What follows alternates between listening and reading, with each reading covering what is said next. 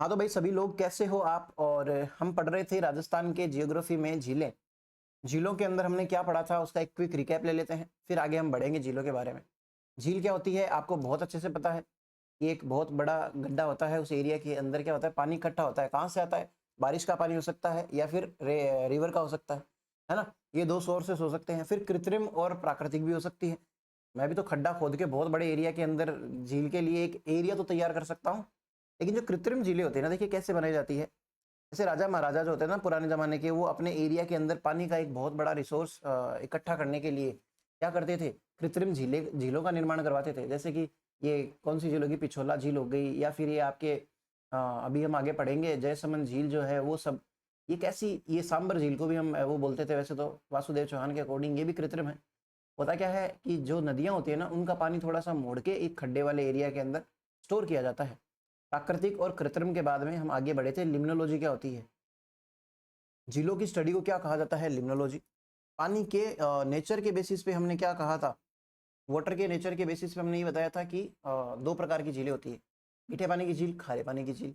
मीठे पानी का मतलब नॉर्मल पानी, उसको मीठा ही बोला जा रहा है। और खारे पानी की झील क्या होती है? खारे पानी की झील। क्यों खारी होती है वो मैं आगे बता दूंगा। उससे पहले एक चीज समझना, झील और तालाब में भी एक अंतर होता है भाई। तालाब जो होता है वो थोड़ा छिछला होता है, तालाब के अंदर ना पेड़ पौधे भी उगते हैं। आपको पता है ना, पानी के अंदर भी पेड़ पौधे उग सकते हैं, कोई बड़ी बात नहीं है। कमल का एक नाम सुना होगा, ऐसे है बहुत सारे पौधे होते हैं जो पानी में भी उगते हैं।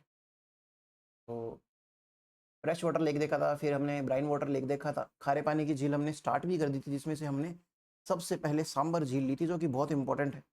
उससे पहले हमने एक बार के लिए केशिकत्व प्रभाव या फिर कैपिलरी एक्शन जरूर समझा था। माइकाशिस्ट की चट्टाने हैं, ये मरुस्थलीय क्षेत्र किसका अवशेष है? क्षैतिज सागर का। फिर हमने ट्रिक बताई थी, साड़ी का पल्लू कुत्ता फाड़े रे, इससे अकॉर्डिंग हमने 11 एक झीलें पढ़ी थी जो खारे पानी की है, आपको ये याद रखनी है। जो भी इनके अलावा बच गई वो क्या है? मीठे पानी की झील है भाई। और इक्की दुक्की और है जो मैंने आपको नीचे लिख दी थी, जैसे कि आपकी ये नावा झील हो गई, ये भी खारे पानी की झील है भाई। और इसके अलावा पोखरण हो गई, ये भी खारे पानी की झील है, ये जैसलमेर के अंदर पड़ती है। छोटी मोटी झीलें हैं, कोई ज़्यादा इंपॉर्टेंट नहीं है। फिर हमने उसके बाद में सांबर के बारे में बात करी। सांबर क्या है? मेनली जयपुर में पाई जाती है। ब्राइन वाटर लेक है बिजोलिया शिलालेख के अंदर। वासुदेव चौहान जो है, चौहानों का संस्थापक, अजमेर के चौहानों का, है ना, उसकी पहले राजधानी कहाँ थी? सांबर के अंदर थी। सांबर को सपाद लक्ष्य करके, ये हम आगे ना हिस्ट्री के अंदर देखेंगे। और 551 एडी के अंदर इसने क्या बताया, इसने क्या बनाया, सांबर झील का निर्माण करवाया। फिर हमने उसके बाद में इसका डायग्राम समझा। डायग्राम के अंदर हमने ट्राई किया सब कुछ इधर ही समेटने की। क्यार क्या होता है? नमक को कहते हैं। क्यारी क्या होती है? नमक बनाने की जो छोटा सा एरिया लिया जाता है ना उसको। और क्यार पद्धति द्वारा नमक तैयार किया जाता है। इंडिया का कितना परसेंट? 8.7%। मैंने आपको बताया भी था, अगर 100 किलो नमक उत्पादन होता है भारत के अंदर, उसमें से 8.7 किलो कौन देता है? अपनी एक अकेली सांबर लेक। ठीक है, इतनी बड़ी झील होती है, इतना सारा नमक इसके अंदर उत्पादित होता है। फिर उसके बाद में हमने देखा था कि राजस्थान के अंदर 80 से 90 होती है। उसके बाद में हमने ये भी देखा कि राजस्थान के अंदर ना सबसे ज़्यादा नमक उत्पादन के लिए यही, क्योंकि यार इंडिया के अंदर 8.7 दे रही है तो यही होगी ना। फिर उसके बाद में हमने देखा कि ये जॉइंट वेंचर है, यानी कि ये एक संयुक्त उपक्रम है ना, सेंट्रल और स्टेट गवर्नमेंट का। सेंट्रल गवर्नमेंट की एक कंपनी है जिसका नाम है Hindustan salt limited. Hindustan salt limited नमक ही बनाती है, तो ये इसी कंपनी की ही एक सब ब्रांच समझ लो, इसके लिए खोली गई डेडिकेटेड सांबर के लिए, जिसका नाम क्या है? Sambhar salt lake. ये कब खुलती है? 30 दिसंबर 1964।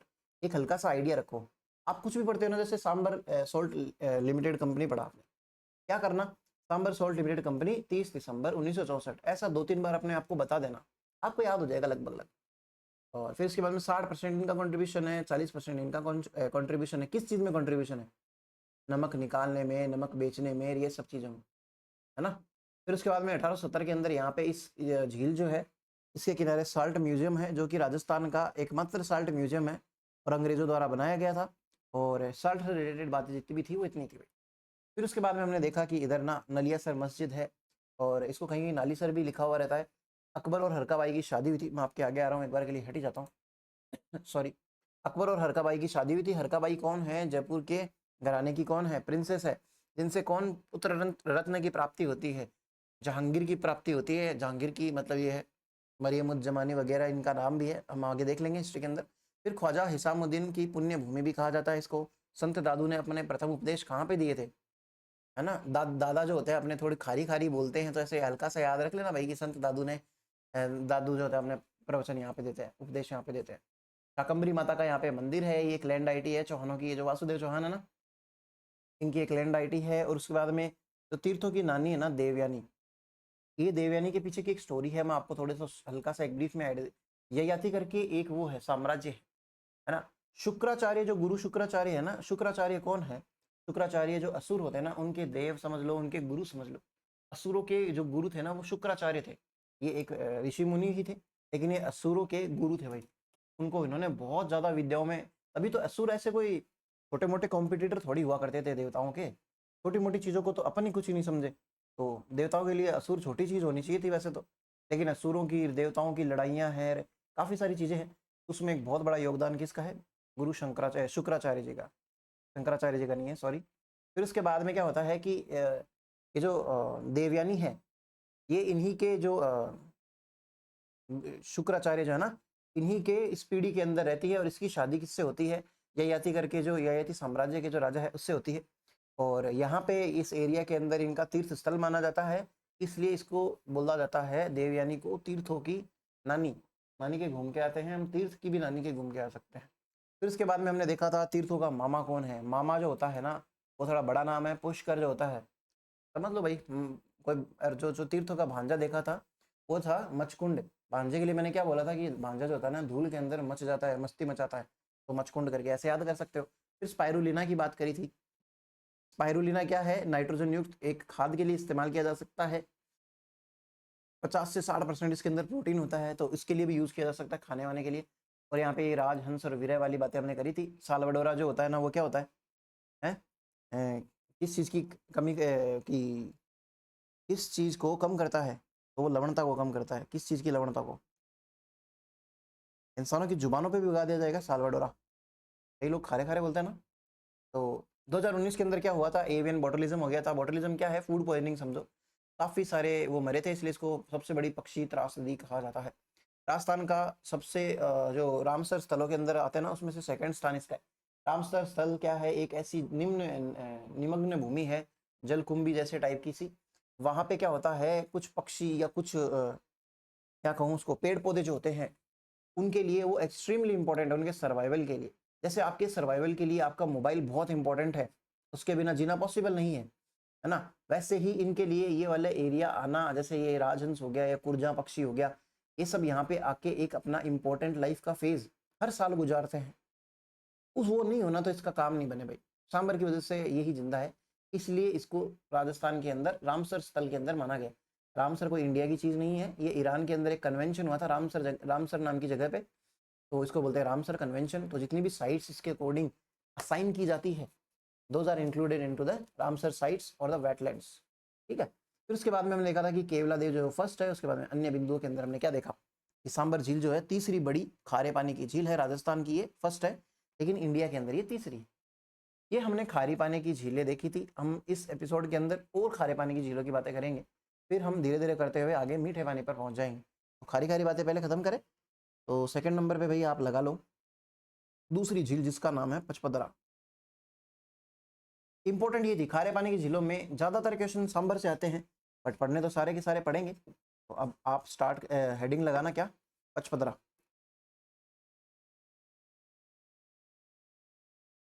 पचपदरा झील खारे पानी की झील है ना, साड़ी का पल्लू, पल्लू के अंदर पैर में जो आ रहा था पचपदरा, ये झील है। पचपदरा झील क्या है? ये ब्राइन वाटर लेक, आप इसके बारे में लिखना। यह एक खारे पानी की झील है। It is a brine water lake.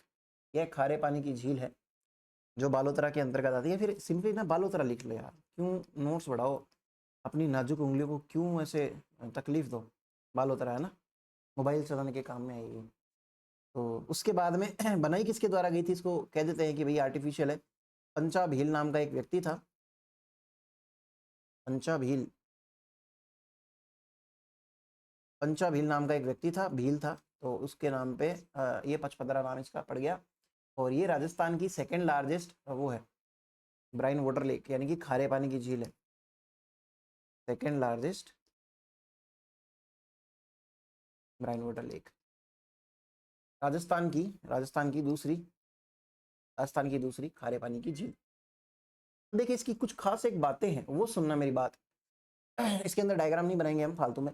इसकी खास बात क्या है कि नमक तो सांबर से भी मिलता है, और नमक इस झील से भी मिलता है। लेकिन इस झील का जो नमक है ना, इतना प्योर होता है ना, इतना प्योर होता है। अब प्योर किसको कहेंगे, मान लेते हैं आपके पास में प्लास्टिक की बहुत सारी बॉल्स हैं, ठीक है। ये आपके पास में कोई भी कंटेनर है, उसमें प्लास्टिक की बॉल्स हैं बहुत सारी। लेकिन क्या हो गया, ये 100% प्लास्टिक की बॉल्स है ना, हम कह सकते हैं प्योर है। लेकिन अगर इनमें से कोई सॉलिड बॉल हो, प्लास्टिक की जगह रबर की हो या किसी भी चीज की और मान लो एक भी ऐसे आ गई, तो इम्प्योरिटी आ गई ना वहां पे। तो क्या होता है, नमक के अंदर अगर इम्प्योरिटी आ जाए, तो वो नमक के अलावा कोई भी चीज आ जाए तो वो इम्प्योरिटी कहलाएगी ना, सीधी सी बात है नमक के लिए। तो क्या बोलते हैं उसको, इस दुनिया के अंदर कलयुग जैसे टाइम के अंदर बहुत बुरे बुरे लोग हैं, उनमें से एक दो बहुत अच्छे लोग हैं ना, तुम हो वो सारे के सारे इम्प्योरिटी। तो वैसे वाली बात है, इम्प्योरिटी किसको कहते हैं, है ना। और वैसे ही नमक के संदर्भ में क्या है कि सांबर झील का जो नमक है ना, वो इतना अच्छा नहीं है नमक 8.7% उसको प्योरीफाई करने के बाद में होता है। लेकिन उससे कचरा भी निकलता है जिसको एक्सट्रैक्ट करना पड़ता है, प्रोसेस करना पड़ता है। वो काम आपको नहीं करना भाई, आपकी कोई नमक की इंडस्ट्री नहीं है। वैसे ही ये जो पचपदरा झील जो है ना, इसका नमक इतना प्योर है कि आपने जैसे ऐसे धोबा भरा, ऐसे मिट्टी जो इसकी झील की जो है आपने निकाली, उसमें से आप देखोगे ना तो 98% तो आपको नमक मिलेगा, मात्र 2% इम्प्योरिटी मिलेगी। यानी कि ये राजस्थान की एक ऐसी झील है जिससे नमक जो है प्योरेस्ट फॉर्म के अंदर एक्सट्रैक्ट किया जाता है। ऐसे समझो भाई, 98% तो बहुत होते हैं, आपके तो कभी जिंदगी में नहीं आएंगे 98, है ना। 56 के अंदर पास होने वाले लोग, उनके 98% कितनी बड़ी बात है। मेरे तो 40 आए थे भाई। तो मैं क्या बता रहा था, हाँ, सर्वश्रेष्ठ जो है इसके अंदर नमक तैयार किया जाता है, राजस्थान की एक ऐसी झील है। तो हम इसके अंदर दो चार एक पॉइंट्स है, बस वो लिख लेंगे। और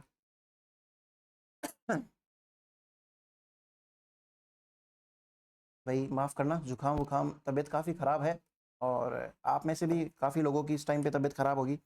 हेल्थ का भी ध्यान रखना, और पढ़ाई भी करते रहना भाई, आपकी बहुत सी नाजुक समय है। बीमार मत पड़ जाना, और पढ़ भी जाओ तो ध्यान रखना भाई। 98% आप लिखना, इसके बारे में आपको बताता हूँ।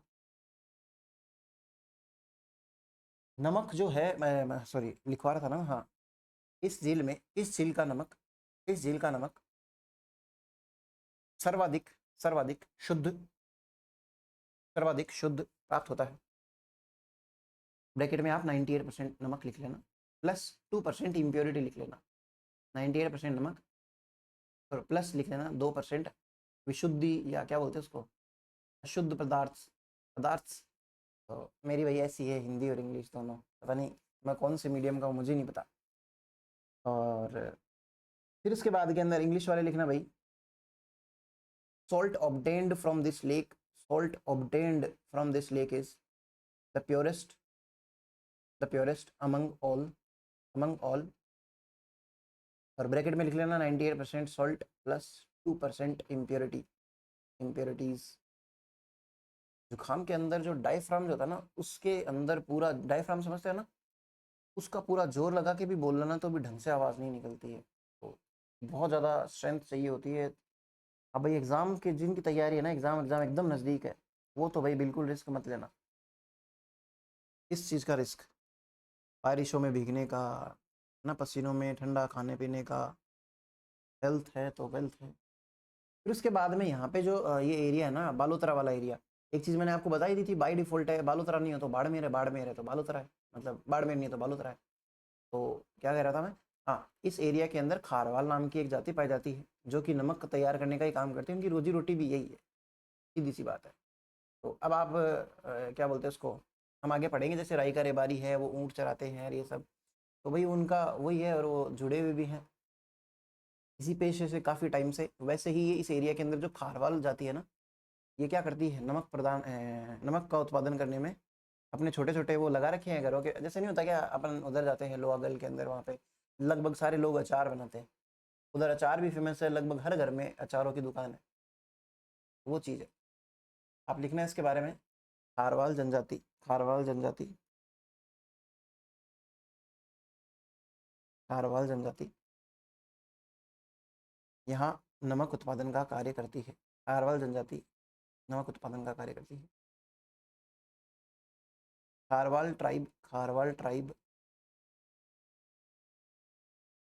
Produces,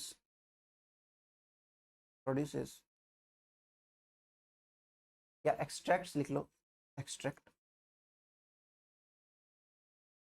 salt from this lake, salt from this lake. फिर एक ना एक यहाँ पे जो सॉल्ट निकालने की एक पद्धति होती है वो काफ़ी फेमस होती है। ऐसे समझना, ऐसे कुएं से बना दिया जाता है ना, आर्टिफिशियल कुएं हैं इनको। झील इधर है, ये झील है भाई, हाँ ये झील का एरिया है।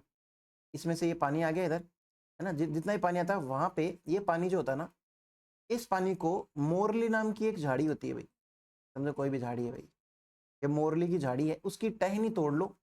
मान लेता आपने टहनी तोड़ ली, उसके जो भी ब्लेडर्स वगैरह होते हैं, अब उस टहनी से वायु की मतलब बोलते हैं ना जैसे पंखी से हवा डालते हैं, उस टाइप से करके ये पानी जो होता है ना सुखाया जाता है, यहाँ पे नमक इकट्ठा होते जाता है, और यहाँ पे जो नमक की जो बनती है जिसको क्या बोलते हैं, ढेरी जो बोलते हैं, उस ढेरी का भी एक अलग नाम भाई, है ना। तो सबसे पहले तो इस ढेरी का नाम क्या है,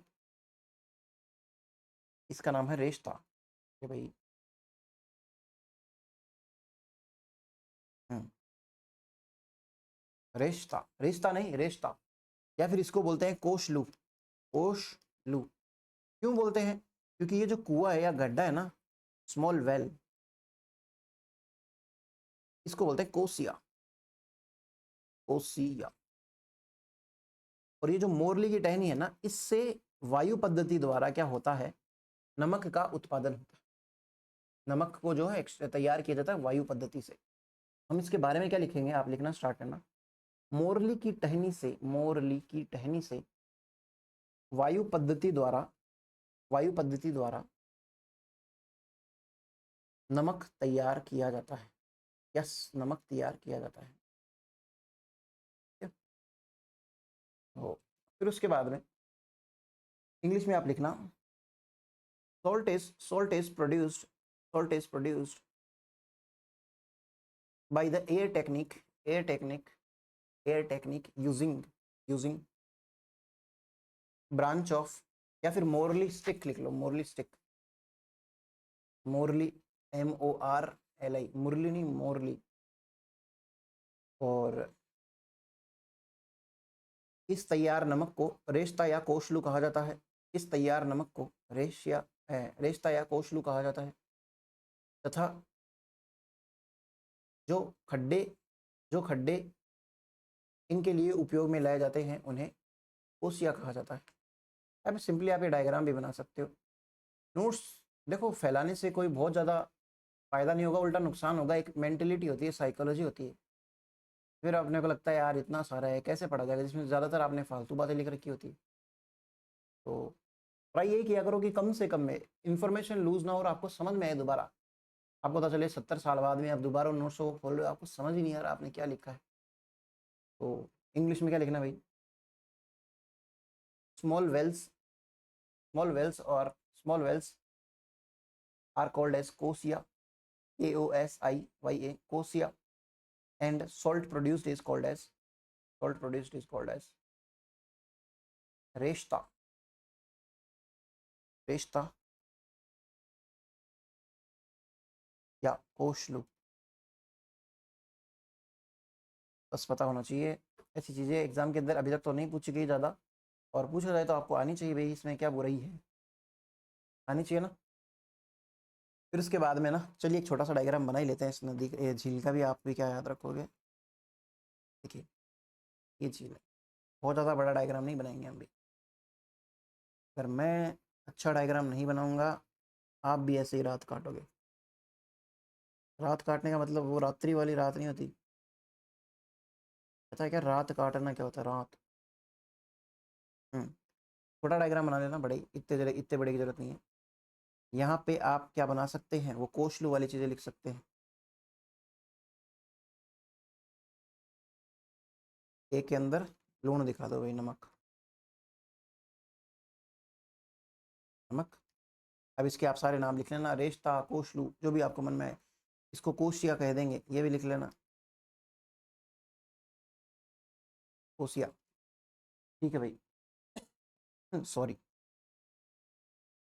ये चीज़ लिखने के बाद में हमने इसके अंदर एक चीज़ और लिखनी है। यहाँ पे क्या है, दो एक इस एरिया के अंदर क्या है, बालोतरा, बालोतरा बाड़मेर वाला ये जो एरिया है ना, यहाँ पे ऑयल के रिसोर्सेस हैं।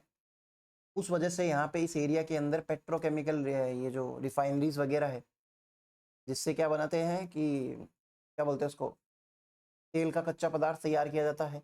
उस कच्चे पदार्थ से ज़्यादातर तो क्या इस्तेमाल किया जाता है, जो पेट्रोलियम जेली नहीं होती, हम अपने फेस पे लगाते हैं, जो मुंह के लगाते हैं, या क्या बोलते हैं उसको, एड़ी किसी की फट जाए वहां पे लगाते हैं, वो किससे तैयार की जाती है आपको पता भी है? जो कच्चा तेल होता है ना, उससे जो पेट्रोल बना लिया मान लेते हैं, उस पेट्रोल बनाने के बाद में जो बचा कुचा कचरा होता है ना, उसका इस्तेमाल आगे यूज़ किया जाता है इन सब चीज़ों के अंदर, इस्तेमाल के अंदर, है ना। तो इस हिसाब से है। तो यहाँ पे एक तो आप क्या बना सकते हैं, पेट्रोकेमिकल रिफाइनरी है, जिससे ये पेट्रोकेमिकल पदार्थ बनते हैं, आपकी पेट्रोलियम जेली वगैरह।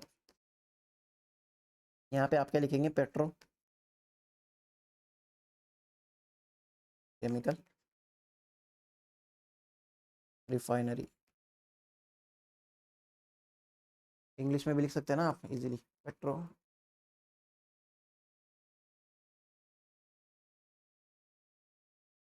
और दूसरी साइड में हमारे पास में एक और है, एक कॉम्प्लेक्स है। कॉम्प्लेक्स क्या होता है मैं आपको समझाऊं। हमने बड़े बड़े वो देखे हैं ना, बिल्डिंगें देखी है, उनमें से आप उसके अंदर जाओ, आपको जाते ही तो नाई की दुकानें मिल गई, या फिर कोई ब्यूटी पार्लर मिल गया, या फिर मान लो कोई चाय समोसे की दुकान मिल गई। फिर थोड़ा सा अंदर गए, आपको साड़ियाँ मिल गई, साड़ियाँ नहीं, साड़ियों की दुकान मिल गई। फिर उसके साथ पास में आप गए, ऊपर गए, या फिर मान लो को मोबाइल की दुकान मिल गई। फिर उसके बाद में आपको कोई है ना अकल की दुकान मिल गई। ऐसे अलग अलग जो प्रोडक्ट्स बेचते हैं ना, उनकी दुकानों से मिलकर जो बिल्डिंग बनी होती है, उनको इन जनरल क्या कहा जाता है, कॉम्प्लेक्सेस कहा जाता है। तो हमें एक पेट्रोकेमिकल कॉम्प्लेक्स भी है यहाँ पे, ये ध्यान रखना है। पी से पचपदरा, पी से पेट्रो, याद रख सकते हैं, पेट्रोकेमिकल, पेट्रोकेमिकल कॉम्प्लेक्स। ये भी यहाँ पे, ये डायग्राम बना लो भैया आप। छोटा ही बनाना, क्योंकि इसमें कोई ज़्यादा इन्फॉर्मेशन है नहीं। यहाँ पे चाहो तो यहाँ पे ये 98% नमक वाली बात भी लिख लो, ताकि क्या है, इस डायग्राम को भी घुरना तो आपकी सारी चीज़ें हो जाए। ये है हमारे पास में पचपदरा झील, और जो तीर्थों की जो नानी है देवयानी, वहाँ पे एक लाइन आप लिख ही लो यार। जो सांबर में हमने तीर्थों की नानी देवयानी लिखा था ना, देवयानी यहाँ पे नीचे छोटा सा एक लाइन लगा के लिखना, कुष्ठ रोग की देवी है, कुष्ठ रोग निवारक, कुष्ठ रोग, कुष्ठ, कुष्ठ क्या होता है, लेप्रोसी, कुष्ठ रोग, कुष्ठ रोग निवारक झील, सांबर झील को कहा जाता है कुष्ठ रोग निवारक झील। किसकी वजह से? तीर्थों की नानी जो है ना देवयानी, उनकी वजह से। लिखना भाई, प्लीज लिखना, है ना।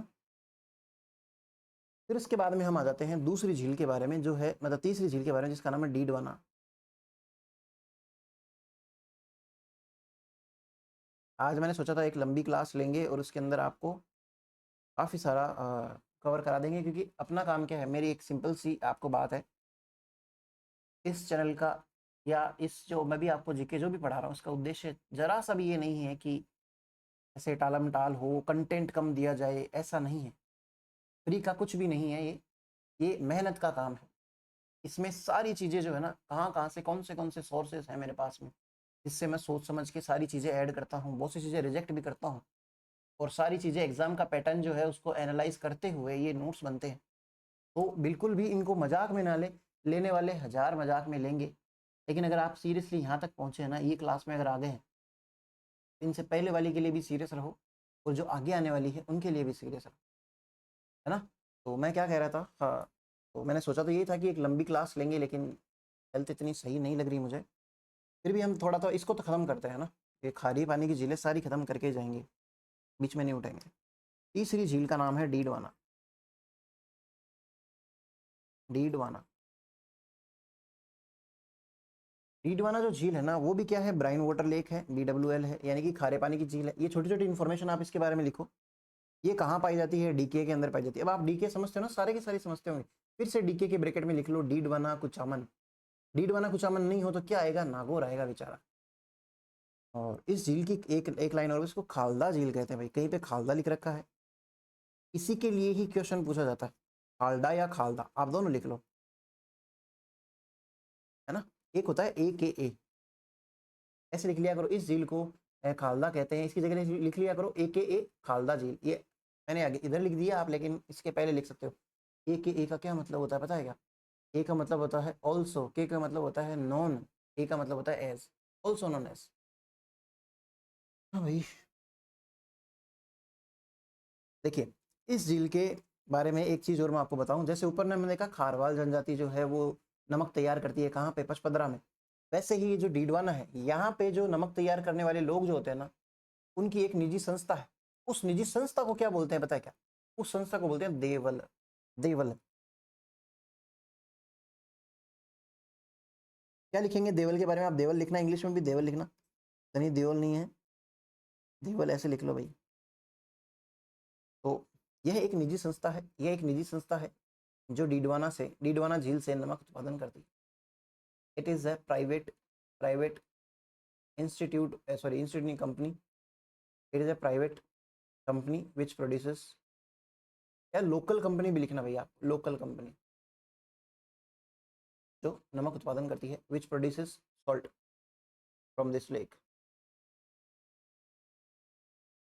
अब देखिए एक चीज मैं आपको बताऊं, डीडवाना का जो नमक है ना, बढ़िया नहीं है, घटिया नमक है। ऊपर जो देखा था सांबर का ठीक ठाक नमक था, पचपदरा का बेस्ट नमक था भाई, और जो डीडवाना है उसका बहुत घटिया नमक है। इसलिए इसको कहा भी जाता है कि इस झील से जो उत्पादित नमक है काफ़ी ज़्यादा खारा होता है और काफ़ी ज़्यादा ईडेबल नहीं है, क्योंकि इसके अंदर होता क्या है इन जनरल,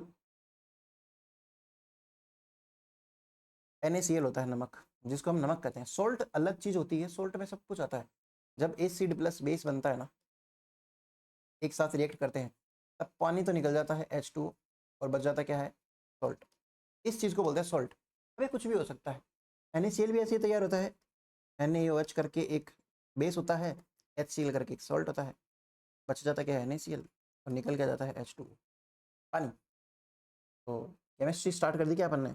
मेरा बताने का मतलब यही था, आपको ध्यान होना चाहिए, सॉल्ट सिर्फ सॉल्ट नहीं होता है, मतलब नमक को ही सॉल्ट नहीं कहते, सॉल्ट एक अलग चीज़ है, लेकिन हम जो खा लेते हैं वो भी एक सॉल्ट ही है, तो NaCl को ही सॉल्ट कह देते हैं। तो आपको कुछ एक्स्ट्रा ही पता चला आ जाए, क्या आता था, इससे भी ज़्यादा आता है। रिएक्शन बैलेंस करनी आती है सर हमें ना, रेडॉक्स रिएक्शंस वगैरह सब आता है, ऑक्सीडेशन वगैरह क्या होता है, आप मत बताओ, ये सब चीज़ें जीके पढ़ाओ। तो भाई क्या चल रहा था? हम्म, हाँ यहाँ पे क्या है, NaCl की जगह पे पाया जाता है Na2SO4, सोडियम सल्फेट पाया जाता है। ये भी H2SO4 और NaOH के मिलने से ही बनता है Na2SO4। ये सॉल्ट जो है ये खाने के लिए उपयोग में नहीं आता, लेकिन इसका भी एक यूज़ है। इसका यूज़ क्या है वो मैं आपको बता दूँ। तो उसका यूज़ है कांच। कांच से क्या समझेंगे, कैसे क्या आ जाएगा कागज, या का से कागज, कांच इटसेल्फ है ही है, ये कांच खुद शब्द ही है। और च से क्या आ जाएगा, चमड़ा या लेदर। तो यह जो है कांच उद्योग या फिर कागज उद्योग को क्या बोलते हैं इंग्लिश में, paper industry. Sorry, glass industry and leather industry, इनके अंदर ये काम में आता है। सॉल्ट का काम तो निकाल लिया, इंसान है भाई, किसी भी चीज़ को नहीं छोड़ता है। और वैसे मान के चलना, आपको ऐसे लगता है ना कोई चीज़ मेरे काम की नहीं है, इसको फेंक देते हैं, ये वो मत फेंका करो, अनटिल अनलेस वो बहुत ही ज़्यादा घटिया हो चुकी हो, या फिर वो मतलब अब यूज़ करने लायक ही नहीं हो, काम आ जाती है भाई चीज़ें कहीं भी। तो देखो आपके सामने एग्जाम्पल है, इसके बारे में आप लिखना, poor quality salt is reduced, bracket में आप लिख सकते हैं Na2SO4 which is not edible, which is not edible, but it has different uses, फिर एक डैश लगा के लिखेंगे, such as paper industries, glass industries and leather industries. Hindi में आप लिखना, निम्न क्वालिटी का या घटिया स्तर का नमक उत्पादन होता है जो खाने योग्य नहीं है। निम्न क्वालिटी से घटिया ऐसे शब्द शैली में नहीं आते, लिखने की शैली में, बोलने की शैली में आता है। तो निम्न श्रेणी का नमक उत्पादन होने की वजह से उसे खाने में उपयोग में नहीं, मतलब आप क्यों फालतू में लाइन बढ़ा रहे हैं। निम्न निम्न स्तर का नमक उत्पादित होता है जिसे इसे खाने में उपयोग नहीं लाया जा सकता। इस नमक के निम्न उपयोग है, नमक के ब्रैकेट में आप वो Na2SO4 लिखना मत भूलना भाई। इस नमक के निम्न उपयोग है, क्या लिखेंगे उपयोग, कांच भी आप भी इंग्लिश वाले भी लिख लो भाई, कांच, शर्माना मत बिल्कुल भी, मैं नहीं देख रहा हूँ कांच, क्योंकि इंग्लिश वालों की कॉपी के अंदर गलती से हिंदी शब्द आ जाए, कीवर्ड हो जाता है क्या कहीं होगा कि भाई हम राजस्थानी अंग्रेज हैं। कांच, कांच के जगह लिखिए कागज उद्योग, कांच उद्योग, चमड़ा उद्योग, ये बात आप लिख सकते हैं भाई।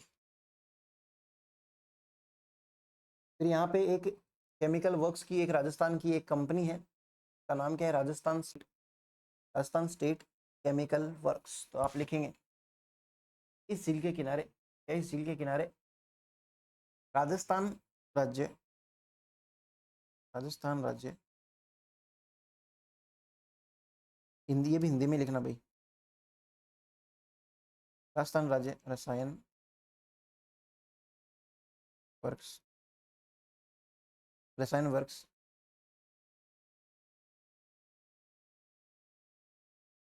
रसायन वर्क्स इस झील के किनारे राजस्थान राज्य रसायन वर्क्स स्थित है, स्थित है। और ब्रैकेट में उसकी ये लिख लेना भाई 1960, इंग्लिश में लिखना, near this lake, near this lake Rajasthan state chemical works is situated, Rajasthan state chemical works is situated. भाई आगे चलने की हिम्मत ही नहीं है, लेकिन फिर भी हम ना एक छोटा सा इन झीलों को खत्म कर लेते हैं भाई। फिर आती है लूणकरणसर, आप चौथे नंबर की झील डालो लूणकरणसर।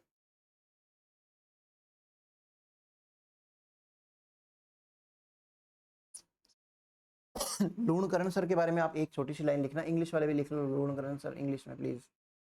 तो ये उत्तरी राजस्थान की एकमात्र खारे पानी की झील है, यह उत्तरी राजस्थान की, यह उत्तरी राजस्थान की एकमात्र खारे पानी की झील है। उत्तरी राजस्थान में कहाँ पाई जाती है, बीकानेर में, ऊपर हम लिख चुके हैं। फिर उसके बाद में कावोद के बारे में लिखना भाई, कावोद, कावोद, कावोद जो है वो कहाँ पे पाई जाती है आपको पता ही है, और जैसलमेर के अंदर। और इस जो झील है ना, इसके नमक के अंदर आयोडीन पाया जाता है भाई, इस झील के नमक में, इस झील के नमक में आयोडीन। ऐसे नहीं बोलते ना आपके नमक में आयोडीन है क्या, तो वो नमक और आयोडीन का कोई लेना देना नहीं है, नमक के अंदर आयोडीन मिलाया जाता है। आयोडीन अलग रसायन है या फिर अलग वो बोलते हैं पदार्थ है, और NaCl अलग चीज़, उसमें कहाँ पे आता है आयोडीन, आयोडीन को आई से लिखते हैं, तो अलग से डाला जाता है आयोडीनेटेड या फिर आयोडीनाइज्ड सॉल्ट कहते हैं इसको। और कावोद जो झील है ना, इसके पानी के अंदर क्या है, आयोडीन भी है, तो इसलिए जो नमक निकालते हैं उसके अंदर भी आयोडीन युक्त नमक आता है। आपके एक से दो फायदे हो गए।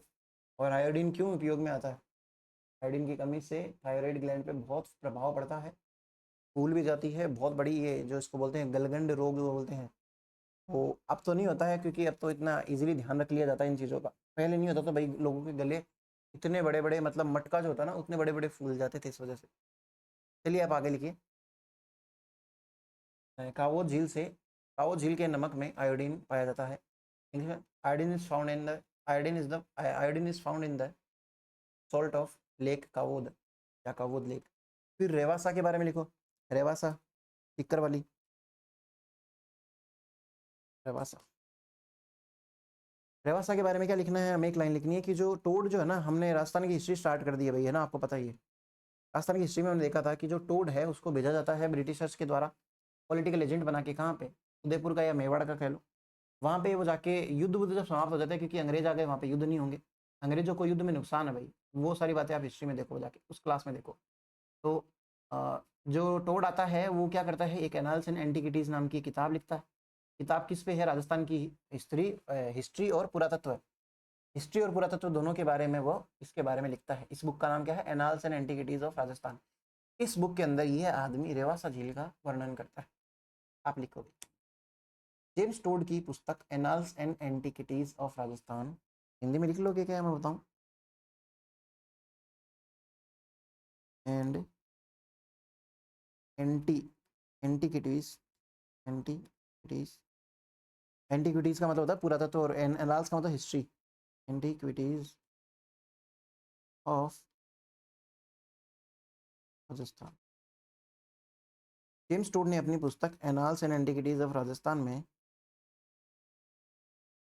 रेवासा झील का वर्णन किया है, मैं रेवासा झील का वर्णन, James Tod mentioned Rewasa lake in the, in Rewasa lake in his book Annals and antiquities of Rajasthan. क्या आप में से मुझे इस किताब का दूसरा नाम बता सकता है क्या? है? फिर नावा के बारे में भी लिख लीजिए भाई। नावा, नावा जो है, यहाँ पे एक आदर्श सॉल्ट फॉर्म बनाया गया है। जैसे फार्म हाउस नहीं होते क्या, वैसे ही एक फार्म हाउस है जो किसके लिए डेडिकेटेड है? नमक के लिए। नमक कैसा? आदर्श, ऐसा नमक होना चाहिए भाई खाने में। ऐसे बोलते ना कि यार ऐसा लड़का देखो यार, इसके आदर्श देखो कितना अच्छा है। ऐसे किसी को बोलते हैं कितना सज्जन पुरुष है, इसके आदर्श देखो। वैसे ही खाने पीने की चीज़ों के भी आदर्श चीज़ें होती है। आदर्श नमक कैसा होना चाहिए, वो नावा के अंदर एक फार्म है वो बताता है भाई, वहाँ पे जाके पूछ लो। तो यहाँ पे क्या है? मॉडल साल्ट फार्म 2010 में बना था भाई। आदर्श नमक, नमक फार्म लिख लो। फार्म को फार्म ही लिखना पड़ेगा, मैं कुछ नहीं कर सकता। आदर्श नमक फार्म पाया जाता है इस झील के किनारे, स्थित है लिख लो। पाया जाता क्या है? ये कोई उत्पन्न हुई चीज़ थोड़ी है वहाँ पे। और सेंट्रल गवर्नमेंट ने बनाया था, ये भी ब्रैकेट में लिख लेना भाई, केंद्रीय सरकार। फिर एक दो झील और लिखेंगे हम, फिर उसके बाद में मजबूरन ख़त्म ही करेंगे क्लास को आज।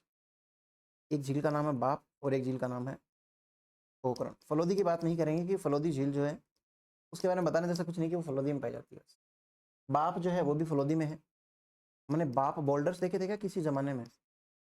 और पोखरण जो है वो जैसलमेर में। ये भी खारे पानी की झीलें भाई।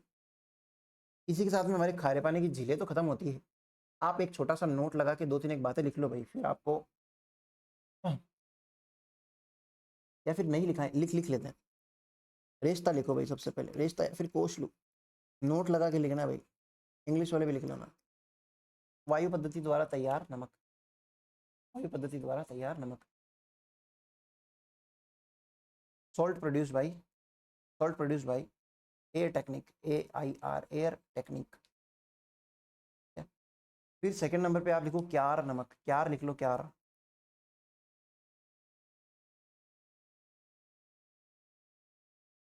क्यारी द्वारा, क्यारी द्वारा, क्यारी द्वारा उत्पादित नमक। सांबर झील इसका बहुत बढ़िया उदाहरण है। क्यार इंग्लिश में लिखना, सॉल्ट प्रोड्यूस्ड फ्रॉम क्यारी, सॉल्ट प्रोड्यूस्ड फ्रॉम क्यारी। ये हम नमक के प्रकार देख रहे हैं भाई, अलग अलग प्रकार के नमक होते हैं, नाम है भाई। फिर एक नमक और लिखो, डिडू, डिडू।